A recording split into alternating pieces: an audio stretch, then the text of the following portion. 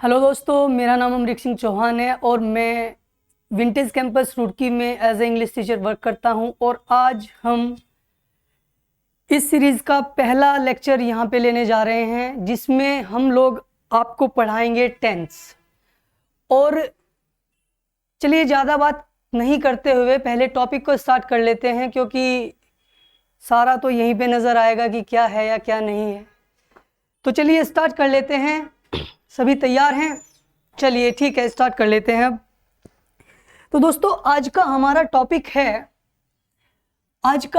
Topic है एक बेहद इम्पोर्टेंट टॉपिक, और जो इंग्लिश को काफ़ी बड़े पैमाने पर कवर करता है और सिखाने में भी मदद करता है।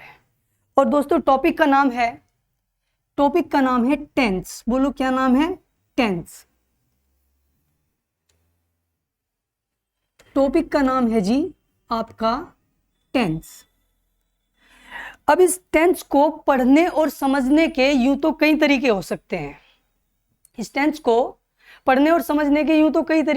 हैं। बहुत तरीके से आपने पढ़ा भी होगा, बहुत तरीके से आप पढ़ भी रहे होंगे, लेकिन इस टेंस को जो सीखने का असली तरीका है वो शायद उससे, या फिर मैं कहूँ कि उससे बहुत कम लोग परिचित हैं। और ज़्यादातर लोग उसी पुराने ढर्रे पे टेंस को सीखने की कोशिश करते हैं, जो कि अक्सर हेल्पफुल नहीं होता है, या एग्ज़ाम में एक मनचाहा रिजल्ट नहीं मिल पाता है उन तरीकों की वजह से। तो आइए इस टेंस को एक नए तरीके से सीखने और समझने की कोशिश करते हैं आप सभी के साथ। तो देख लेते हैं टेंस के बारे में। पहले थोड़ी सी जानकारी जुटा लेते हैं कि ये टेंस होता क्या है। तो अगर मैं इस टेंस को डिफाइन करने की कोशिश करूं कि ये टेंस होता क्या है,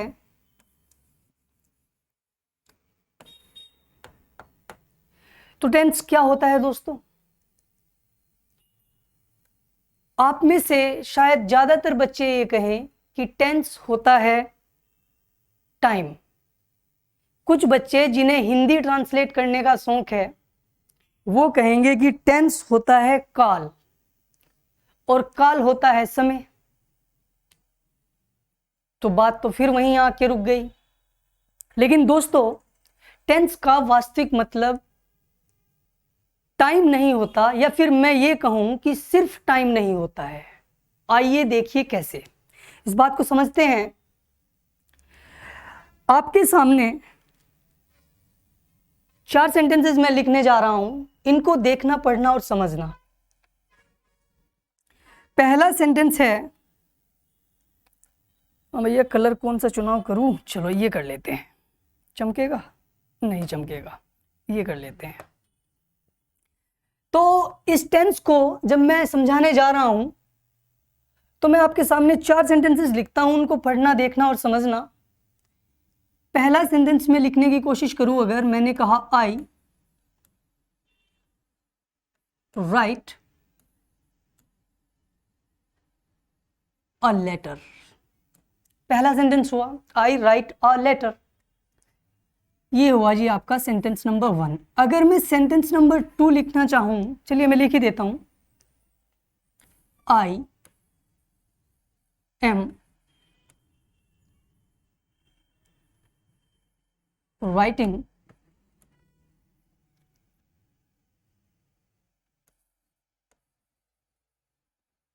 a letter. Sentence number 2. Sentence number 3. I have written a letter. Sentence number 4. I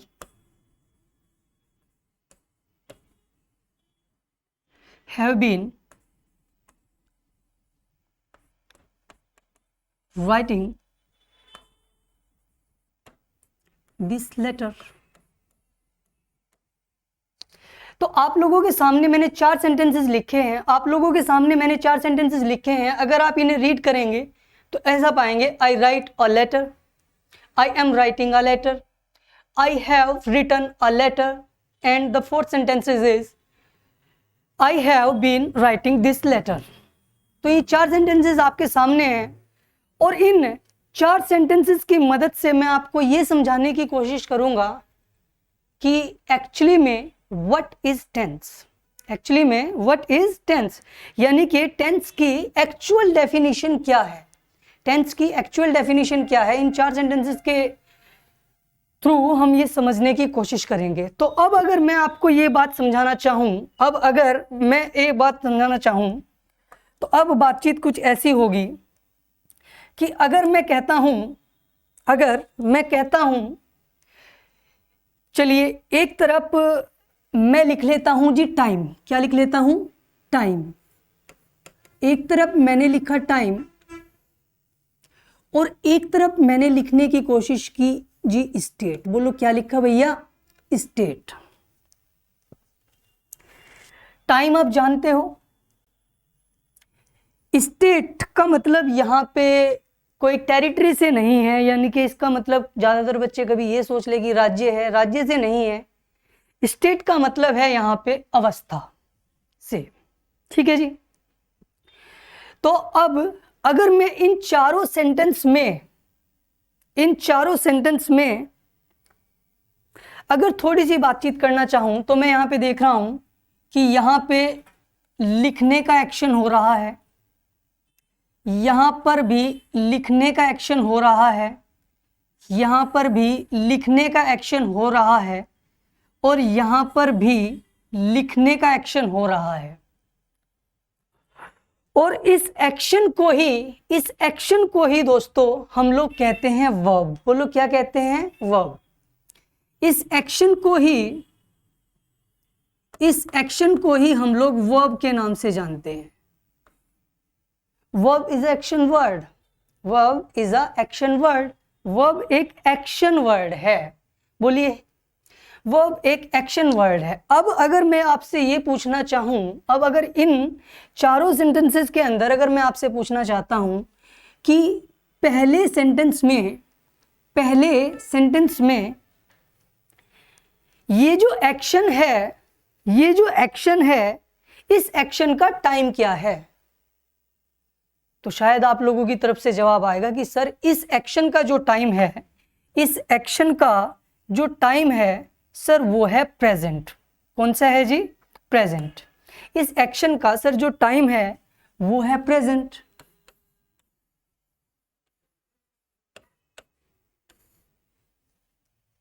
अब अगर मैं आपसे प्रेजेंट, तो आपको ये बात यहां से समझ में आ गई होगी कि भैया टाइम हमारे समझ में नहीं आई हो तो आप लोग ये जानते हैं कि टाइम जो है दुनिया में 3 ही है। पहला प्रेजेंट, दूसरा पास्ट और तीसरा फ्यूचर। एक वो टाइम जो आज चल रहा है, एक वो टाइम जो चला गया और एक वो टाइम जो आगे आएगा। 3 ही तो टाइम है भैया। एक तो वो टाइम जो आज है, एक वो टाइम जो इससे पीछे था यानी कि चला गया, एक वो टाइम जो इससे आगे आएगा यानी कि फ्यूचर। यानी कि हम ये जानते हैं कि टाइम हमारे 3 हैं। पहला हुआ प्रेजेंट, दूसरा हुआ जी आपका जिसे आप कहते हो पास्ट और तीसरा हुआ जी आपका फ्यूचर। यानी कि ये 3 आपके पास टाइम है। आपके पास 3 टाइम है, प्रेजेंट, पास्ट और फ्यूचर। चौथा कोई भी टाइम नहीं है। अब अगर मैं आपसे ये पूछना चाहूं कि आपने बता दिया मुझे पहले एक्शन का टाइम जो था वो प्रेजेंट है, पढ़ के पता लग गया। यहां से हमने टाइम को भी समझ लिया कि टाइम हमारे पास क्या है, टाइम और कौन कौन से टाइम हमारे पास हैं। हमने समझ लिया कि प्रेजेंट होता है, पास्ट होता है और फ्यूचर होता है। अब तीसरी बात अगर मैं आपसे ये पूछना चाहूं सेंटेंस नंबर, अगर मैं आपसे सेंटेंस नंबर 2 की बात करूं तो सेंटेंस नंबर 2 को पढ़ के मुझे ये बताइए कि इस सेंटेंस नंबर 2 में ये जो सेंटेंस है इसमें ये जो एक्शन है, इसमें ये जो एक्शन है ये कंप्लीट है या फिर इनकम्प्लीट है?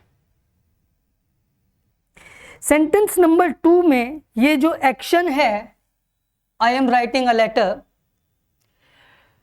इसमें जो एक्शन है ये कंप्लीट है या इनकम्प्लीट है?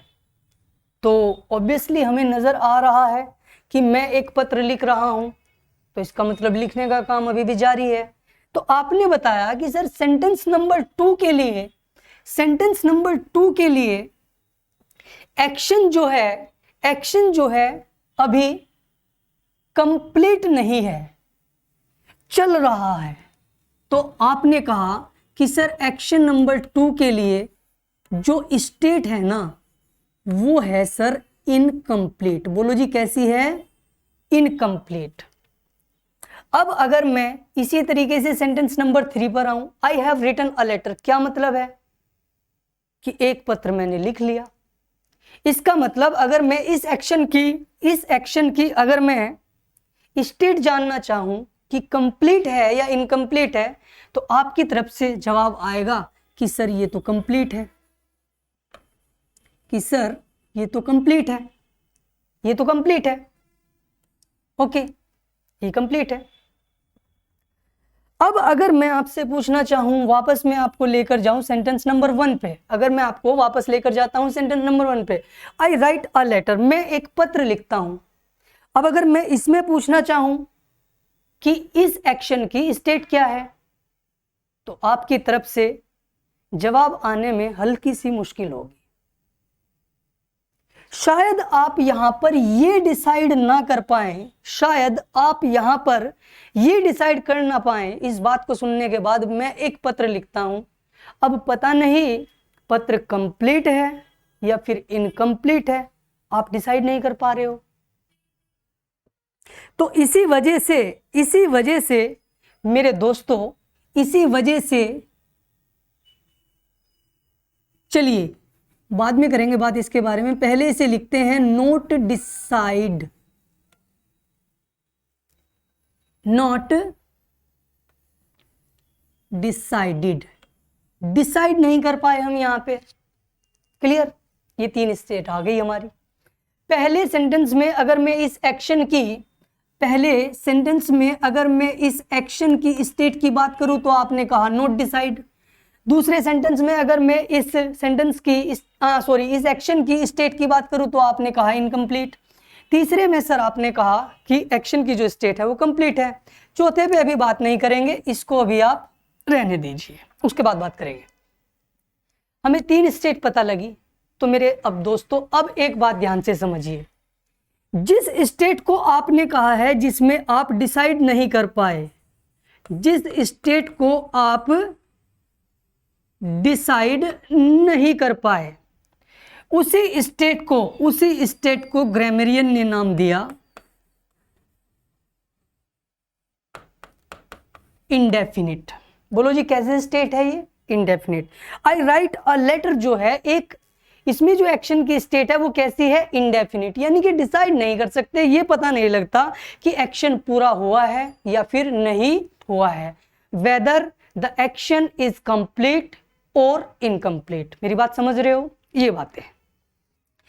तो पहली जो स्टेट थी जिसे आप डिसाइड नहीं कर पाए, जिसे स्पीकर डिसाइड नहीं कर पाया या फिर लिसनर जिसको डिसाइड नहीं कर पाया, उसे हमने कहा इंडेफिनिट। दूसरी जो स्टेट हमारे सामने आई दोस्तों, दूसरी स्टेट है इनकम्प्लीट। बोलो जी क्या है? Incomplete state. दूसरी स्टेट है हमारे सामने इनकम्प्लीट स्टेट। अब इस इनकम्प्लीट स्टेट के बारे में भैया एक ऐसे एक्शन को बताने की कोशिश कर रहा है जो at the time of speaking, जब हमने बोला है या किसी ने बोला है, ये एक्शन हमें पढ़ने से पता लग रहा है कि ये चल रहा है, तो यानी कि एक्शन हुआ कंटिन्यू। बोलो जी कैसा हुआ? कंटिन्यू। तो इस स्टेट को दोस्तों कहा जाता है कॉन्टिन्यूअस स्टेट। बोलो जी क्या कहा जाता है? Continuous state. अब तीसरे की बात अगर करें, I have written a letter में हैव रिटन, यानी कि ये जो रिटन एक्शन है, ये सेंटेंस बता रहा है कि इसमें एक्शन की जो स्टेट है वो कैसी है जी? कंप्लीट है। एक्शन की जो स्टेट है वो कैसी है? कंप्लीट है। तो ये जो कंप्लीट स्टेट है जिसमें कोई एक्शन जो है कंप्लीट हुआ है दोस्तों, इसी स्टेट को ग्रामरियन ने नाम दिया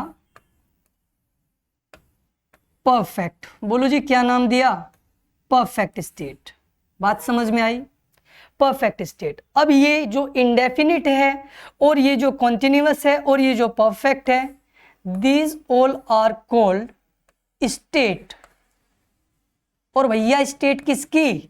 स्टेट किसकी? मेरी, तुम्हारी या किसकी? जी नहीं, स्टेट ऑफ एन एक्शन। यानी कि एक एक्शन की स्टेट है ये। बोलो जी क्या है ये? एक एक्शन की स्टेट है ये। इंडेफिनिट, कॉन्टिन्यूअस, अरे क्या हो गया, इंडेफिनिट, कॉन्टिन्यूअस और perfect, these all are states of an action. बोलो भाई बात समझ में आई है नहीं? ये है स्टेट जो ये बताएं कि सेंटेंस हमारा, सॉरी सेंटेंस नहीं, कि एक्शन हमारा कंप्लीट है या फिर इनकम्प्लीट, जो ये बताने का काम करे उसे कहा जाता है स्टेट। अब इस टेंस को लेके सारी जो बातचीत हुई है, सारी जो महत्वपूर्ण बातचीत हुई है वो इस एक्शन को लेके हुई है मेरे दोस्तों। किसको लेके हुई है? इस एक्शन को लेके। थोड़ा ऊपर लिख देता हूं, इस एक्शन को लेके ही तो हुई भाई सारी बातचीत। बोलो हुई या नहीं? इस एक्शन को लेके ही सारी बातचीत हुई है। अब जब इस एक्शन को लेके सारी बातचीत हुई, ये विजिबल है यहाँ पे? ओके। अब जब इस एक्शन को लेके सारी बातचीत हुई, इसका मतलब हमने दो चीजें जानने की कोशिश करी, किसी एक्शन का टाइम और किसी एक्शन की स्टेट। किसी एक्शन का टाइम और किसी एक्शन की स्टेट, ये दो चीजें हमने जानने की कोशिश की हैं। बात समझ में आ रही है? अब इन सारी बातचीत को थोड़ा सा अलग करते हुए मैं एक छोटी सी बात पूछना आपसे चाहूंगा। दोस्तों अगर मैं आपके सामने लिखता हूं, आपने कहा कि टेंस का मतलब होता है टाइम। आपने मुझे ये बताया था कि टेंस का मतलब होता है टाइम। अब अगर मैं आपसे पूछूं, अब अगर मैं आपसे पूछता हूं, मैंने आपके सामने लिखा 12:30 PM, तो मेरे दोस्तों मुझे ये बताओ कि ये कौन सा टेंस है? ये प्रेजेंट इंडेफिनिट है, या फिर ये पास्ट इंडेफिनिट है, या फिर ये फ्यूचर इंडेफिनिट है, या फिर ये प्रेजेंट कॉन्टिन्यूअस है, या फिर ये क्या? आप कहोगे सर मजाक कर रहे हो, बदतमीजी कर रहे हो, ये टेंस थोड़ा ही है। तो मैं भी तो वही कह रहा हूं दोस्तों। मैंने ये आपको शुरुआत में ही कहा था, सिर्फ टाइम टेंस नहीं होता है, ये गलत होता है सोचना। आओ इसको थोड़ा अब करेक्ट कर लेते हैं इन बातों के थ्रू जो अब तक हमने ये बातें समझी हैं। हमने पता लगाया टाइम, ठीक है जी। अब देखो इस सेंटेंस के अंदर, इस पहले सेंटेंस के अंदर दो बातें हैं। जब हमने ये सेंटेंस पढ़ा, आई राइट अ लेटर, इसका मतलब मुझे दो बातें समझ में आई कि लेटर जो है वो, ये बात जो हम कर रहे हैं ये प्रेजेंट की है, और इस एक्शन की जो स्टेट है, इस एक्शन की जो स्टेट है वो है इंडेफिनिट। तो अब अगर मैं गलत नहीं हूं तो शायद मुझे आप ये कहेंगे कि ये हमारे सामने बन के आया सर, इस एक्शन का टाइम तो हुआ प्रेजेंट। बोलो जी क्या हुआ? प्रेजेंट। और इस एक्शन की अगर मैं स्टेट की जानकारी लूं तो इस एक्शन की स्टेट हुई सर इंडेफिनिट। बोलो जी क्या हुई? इस एक्शन की स्टेट हुई इंडेफिनिट। तो भैया अब आपको समझ में आ गया होगा कि इसे ही तो आप टेंस कहो, प्रेजेंट इंडेफिनिट को ही, या किसी और को टेंस कहो। इसी प्रेजेंट इंडेफिनिट को तो आप पहला टेंस कहते हो। तो यहां से एक बहुत ही महत्वपूर्ण बात समझ में आई, और वो महत्वपूर्ण बात ये है, अच्छा आपके सामने ये क्या बन गया सर? ये आपके सामने बन गया जी टेंस। बोलो क्या बन गया? ये टेंस। ये आपके सामने टेंस बन गया। अच्छा ये टेंस बन गया। अब टेंस के बारे में बात क्या पता लगी कि भैया टेंस में दो चीज होती हैं, एक तो टाइम और एक स्टेट, और भैया एक टाइम एक स्टेट, और वो भी किसका, एक टाइम और एक स्टेट, वो भी किसका, ऑफ, ओ ये क्या हो गया, of time and state of action. तो भैया आपको ये समझ में आ गया होगा कि इसी बातचीत को तो हम लोग कहते क्या हैं, टेंस। बोलो ये बात समझ में आई या नहीं। तो हमारी जो डेफिनेशन बन के आई, एक ऐसी टर्म जो किसी एक्शन के टाइम और किसी एक्शन की स्टेट को डिफाइन करे, इट इज कॉल्ड टेंस। इसको कहा जाता है टेंस। बोलो क्या कहा जाता है, टेंस। अब अगर मैं इसकी छोटी सी डेफिनेशन डिजाइन करने की कोशिश करूं, लेट्स टेक अनदर पेज। अगर मैं इसकी छोटी सी डेफिनेशन, अगर मैं टेंस की छोटी सी डेफिनेशन डिजाइन करने की कोशिश करूं, तो डेफिनेशन मेरे दोस्तों कुछ ऐसी होगी कि इस टेंस को चलो जी लिख लेते हैं यहां पे। इस टेंस की अगर मैं डेफिनेशन लिखता हूं, तो डेफिनेशन का मतलब मुझे ये समझ में आया कि tense is a mixture, tense is a mixture, tense is a mixture of time and state of an action. छोटी सी डेफिनेशन बन गई, बोलो बनी या नहीं। या फिर tense tells us about the time and state of an action, ये ज्यादा बेहतर है। कुछ भी आप लिख लीजिए, जो भी आपको अच्छा लग रहा हो, जो हमने समझा है उसके अनुसार। तो दोस्तों अब मैं इसकी अगर डेफिनेशन लिखूं, तो मैं ये कहूंगा कि tense tells us about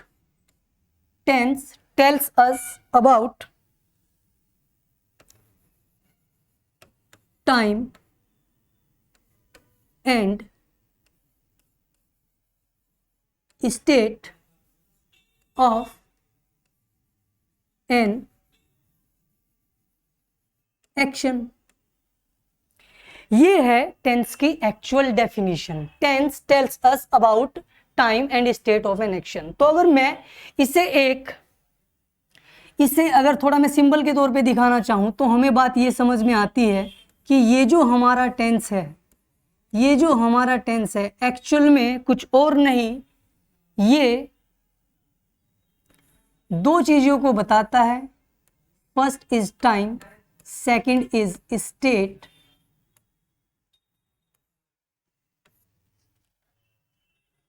of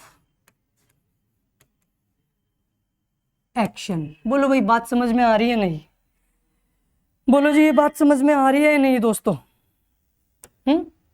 तो इस बात को ध्यान से समझिए भाई, ये बड़े काम आएगी आपके। ये है टेंस की डेफिनेशन। बोलो जी क्या है ये है मेरे दोस्तों टेंस की डेफिनेशन। ये टेंस की एक्चुअल डेफिनेशन है जो आपको समझनी चाहिए। देखो ये मत सोचना कि इतने थोड़े से समय में यार इतना सही पढ़ाया है। तो मेरे दोस्त एक बात मैं कहूँगा, अच्छा पढ़ने में हमेशा समय लगता है, अच्छा पढ़ने में हमेशा समय लगता है। ये आपको सब्र करके बैठना पड़ेगा। और आप ये भी जानते हो, बड़े बुजुर्गों की कहावत है कि सब्र का फल मीठा होता है।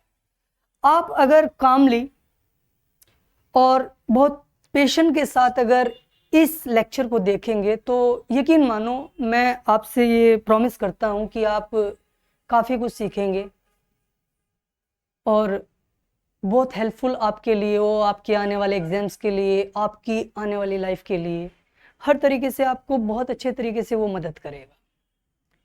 ठीक है जी, चलिए। तो ये हमने टेंस की डेफिनेशन निकाल ली।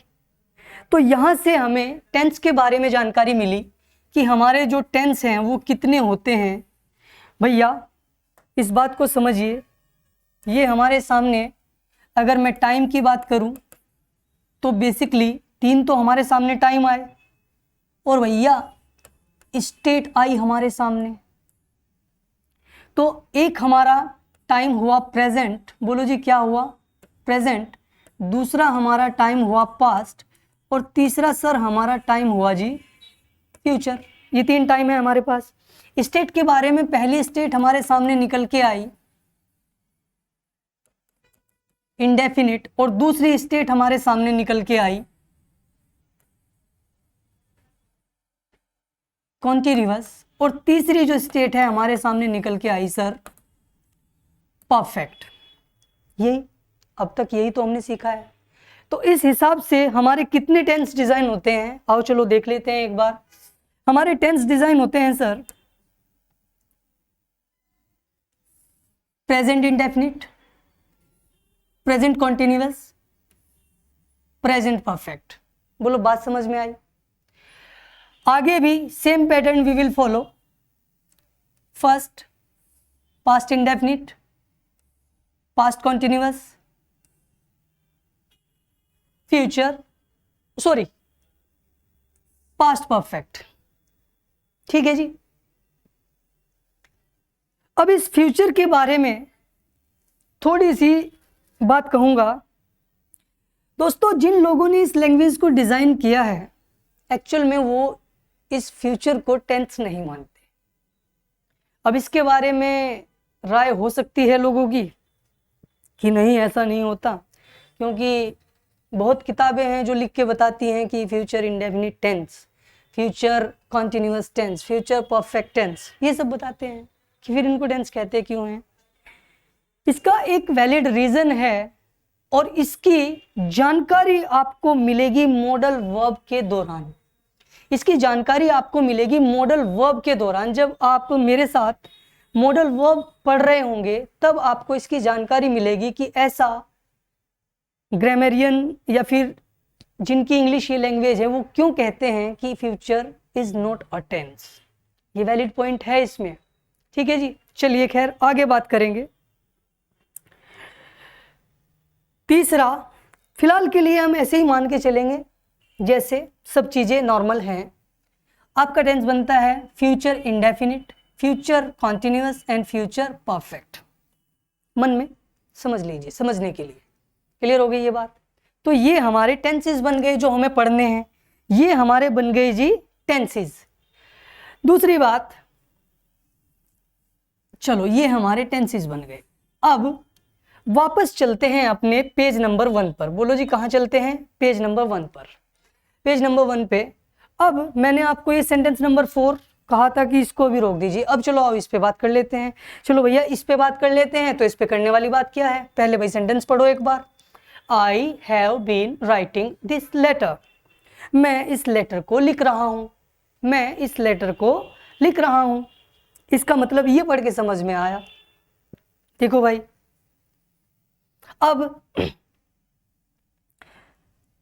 अब इस बात को समझिए भाई। अगर किसी ने कहा मैं इस लेटर को लिख रहा हूं, चलिए थोड़ा सा और ऐड कर लेते हैं इसमें। मैं यहां पे लिख देता हूं 4 2 hours। I have been writing this letter for 2 hours। मैं इस लेटर को 2 घंटे से, पिछले 2 घंटे से लिख रहा हूं। अब जिस वक्त इस बात को सुन के क्या समझ में आता है? इस बात को सुन के 2 बातें समझ में आती हैं।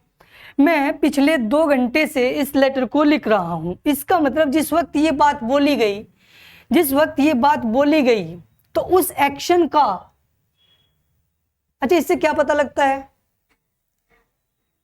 सर? इससे पता लगता है कि इनकम्प्लीट है। बिल्कुल सही बात है, इनकम्प्लीट है।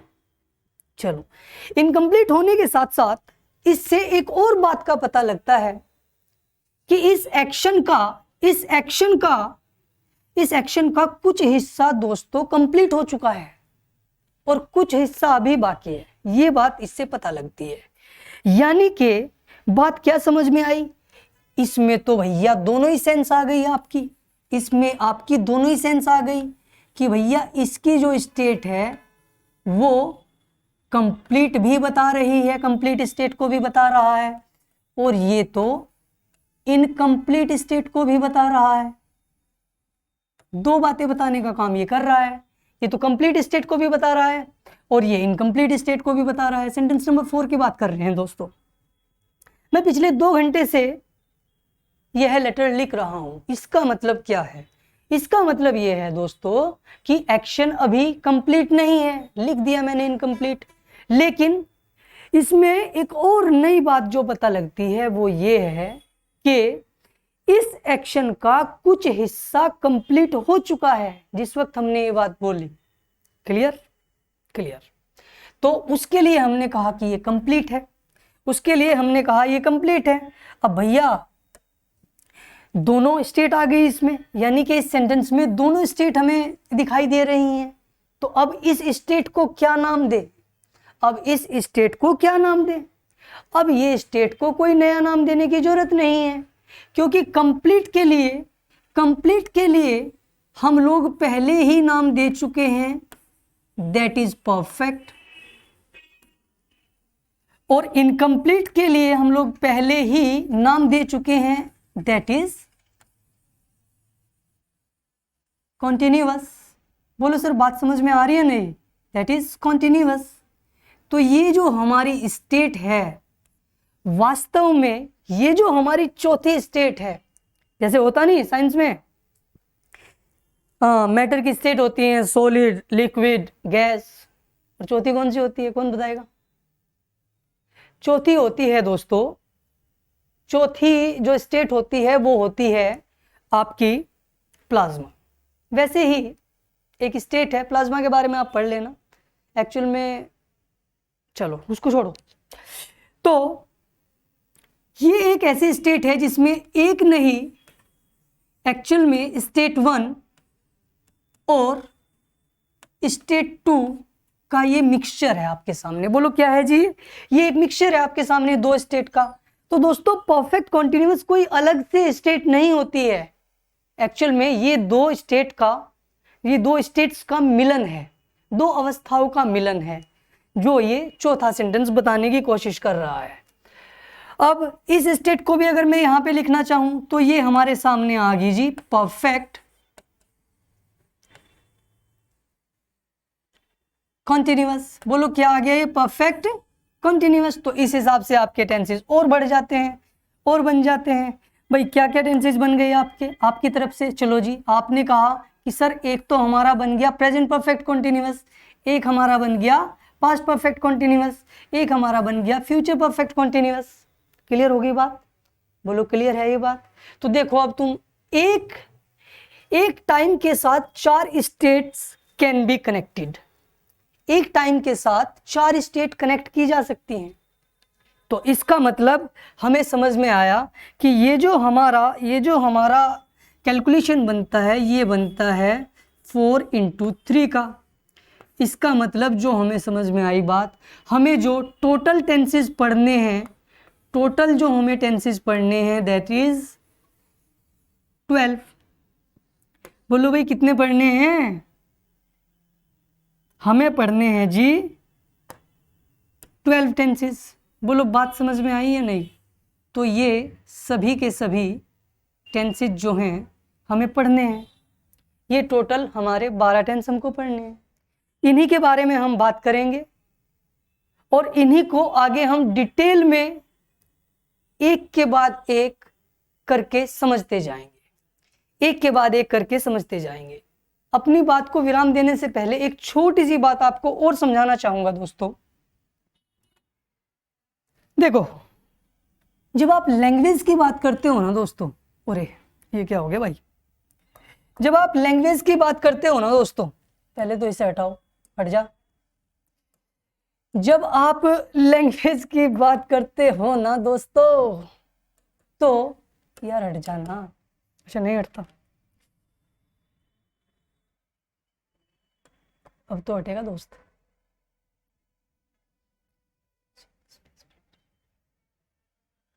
ना भैया, अबे हट जा।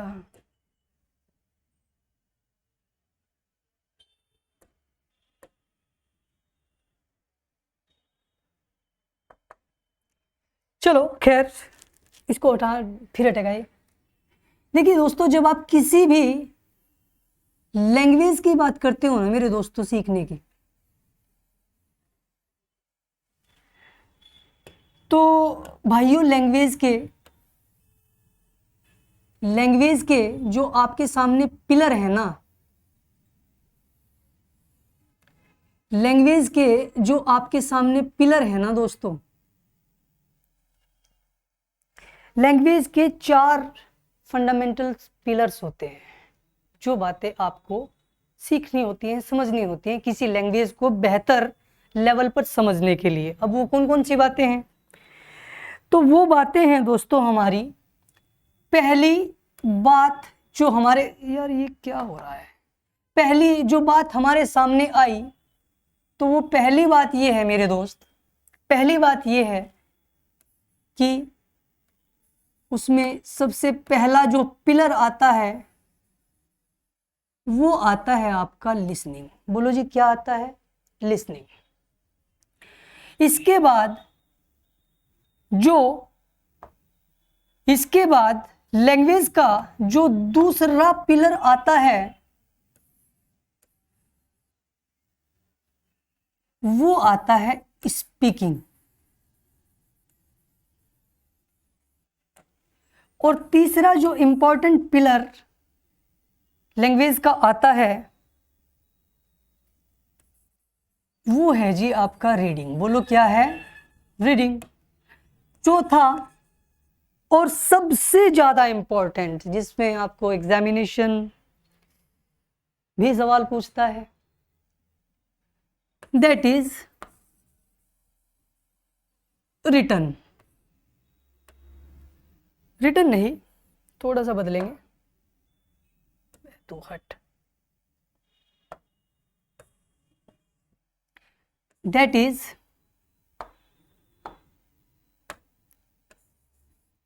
राइटिंग। तो दुनिया की कोई भी लैंग्वेज हो, दुनिया की कोई भी लैंग्वेज हो, उसके 4 मेन पिलर्स होते हैं। अगर इस इंग्लिश की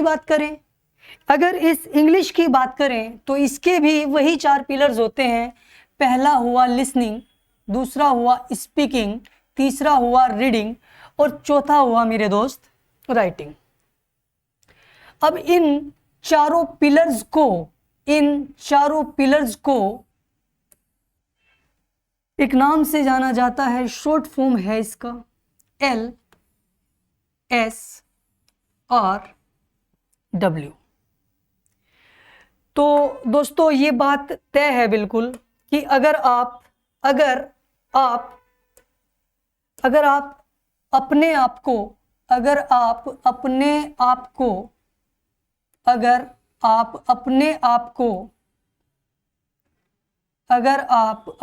आप को इन चारों लेवल्स पर बेहतरीन पाना चाहते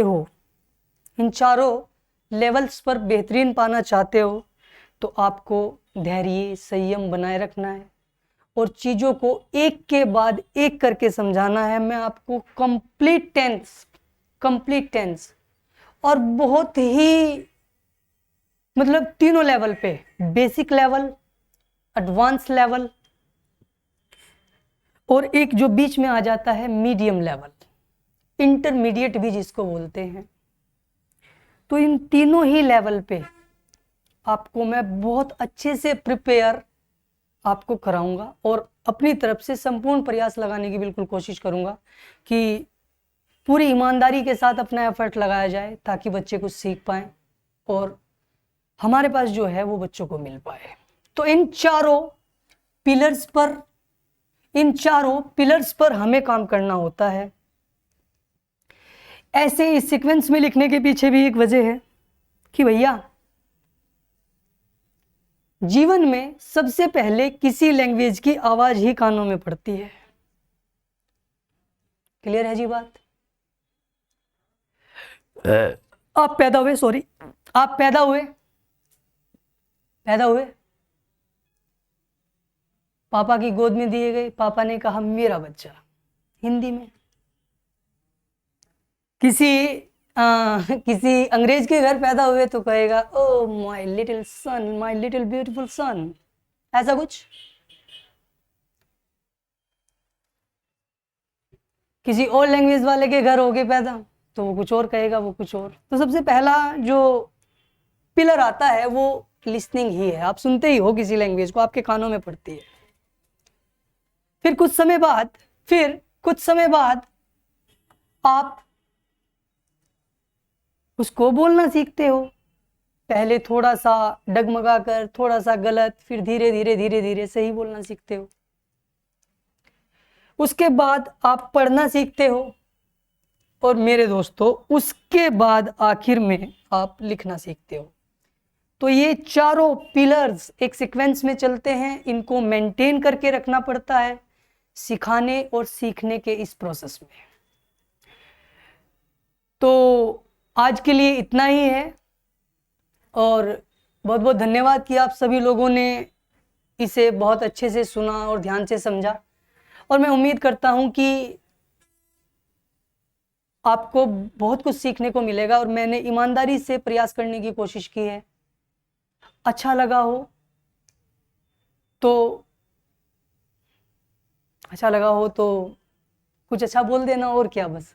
चलिए ठीक है, नमस्ते। फिर मिलेंगे अगले लेक्चर में और एक नई चीज के साथ। इसी से आगे अपने टेंसेस को स्टार्ट करेंगे, उनको 1 बाय 1 बहुत ही ब्रॉड लेवल पे पढ़ेंगे, ताकि जीवन में कभी बार बार इनको पढ़ने की जरूरत ना पड़े। आप किसी भी किताब से पढ़ लें और आपको कोई किताब पढ़ने की जरूरत ही ना पड़े, इतना पढ़ाने की कोशिश करूंगा आपको। चलिए, थैंक यू वेरी मच, ध्यान रखिए अपना, गुड बाय, टेक केयर।